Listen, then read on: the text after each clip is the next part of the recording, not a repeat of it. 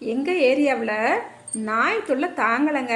எப்போ பார்த்தாலும் ஒரு 5-6 நாய் எங்கள் வீட்டுக்கு முன்னாடி நின்று குழச்சிக்கிட்டு போகிற வர ஆளுகளை விரட்டிக்கிட்டு, அதுவும் சின்ன குழந்தைகள்லாம் அப்படி வெளியில் போனாங்கன்னா பின்னாடி துரத்திக்கிட்டே போகுங்க.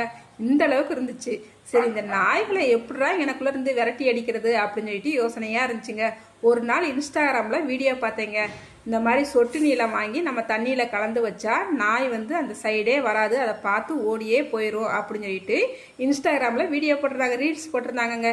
சரி, நம்மளும் அதை ஒரு தடவை ட்ரை பண்ணுவோம், இந்த நாய் இப்படித்தான் போகுதா போகலையான்னு பார்ப்போம் அப்படின்னு சொல்லிட்டு 2 வாட்டர் கேனை எடுத்துக்கிட்டு உஜாலாவை அதில் கலந்து கொஞ்சம் தண்ணியை கலந்து நல்லா ரெடி பண்ணி வாட்டர் கேனை எடுத்துக்கிட்டேங்க. அப்படியே நாய் எந்த இடத்துல வந்து படுக்குமோ அங்கனக்குள்ளே கொண்டு போய் வச்சுருவோம், இன்னையோட நாய் இங்கனக்குள்ளே வராது அப்படின்னு சொல்லிட்டு ஒரு ரீல்ஸ் பார்த்த ஒரு வேகத்தில் கொண்டு போய் வச்சேங்க. பாருங்க, ஒரு நாய் வந்துச்சுங்க. வந்துட்டு அப்படியேவும் அந்த பாட்டில் பார்த்த வாக்கிலேயேவும் படுத்துக்கிடுச்சுங்க.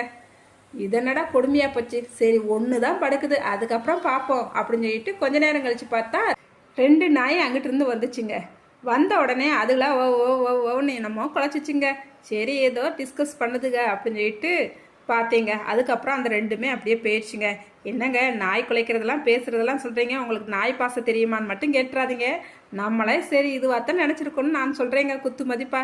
அதுக்கப்புறம் ஒரு நாய் வந்து அந்த வாட்டர் கேனை மோந்து பார்த்துட்டு அதுக்கப்புறமா அதுவும் போய் படுத்துருச்சுங்க.